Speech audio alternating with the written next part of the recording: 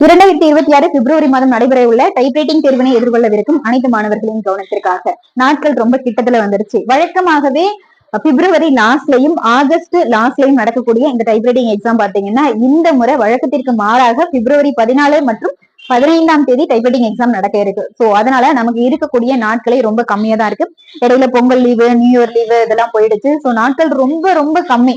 இந்த முறை எக்ஸாமுக்கு போறதுக்கான நம்ம பிராக்டிஸ் பண்றதுக்கான டைம் ரொம்ப குறைவா தான் இருக்கு. சோ இந்த மாதிரி ஒரு சுச்சுவேஷன்ல பாத்தீங்கன்னா என்ன நடக்குதுன்னா மிஸ்டேக்ஸ் அதிகமா வருது. சோ அந்த மிஸ்டேக்ஸ் எப்படி நம்ம கம்மி பண்றது பாத்தீங்கன்னா முதல்ல ஒரு ஸ்பீடு முழுசா அடிச்சிருங்க. அடிச்சு முடிச்ச பிறகு என்ன மிஸ்டேக் பண்ணிருக்கீங்க அப்படின்றத கரெக்ட் பண்ணுங்க. எக்ஸாம்பிளுக்கு ஒரு 10 மிஸ்டேக் பண்ணிருக்கீங்கன்னு வச்சுக்கோங்களேன். அந்த 10 மிஸ்டேக் எதனால பண்ணிருக்கீங்க அப்படின்றத முதல்ல ஐடென்டிஃபை பண்ணுங்க.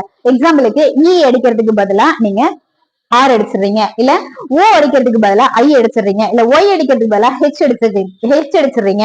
அப்ப இந்த மாதிரி விரல் ஃபிங்கர்ஸ் ஜம்ப் ஆகிறத முதல்ல நீங்க ஐடென்டிஃபை பண்ணணும். அந்த மாதிரி எந்தெந்த கீ அடிக்கிறதுக்கு பதிலா எந்தெந்த கீயை நீங்க மாத்தி அடிக்கிறீங்க அப்படின்றத ஐடென்டிஃபை பண்ணுங்க. எதனால எப்படி விரல் ஜம்ப் ஆகி அடிக்குது அப்படின்றத முதல்ல ஐடென்டிஃபை பண்ணிட்டு அந்த லெட்டர்ஸ் மட்டும் பிராக்டிஸ் பண்ணுங்க. இப்ப இ அடிக்கிறீங்கன்னா E E E R R R. Next E R R E R E O I I O O I O I I O O O I I O I.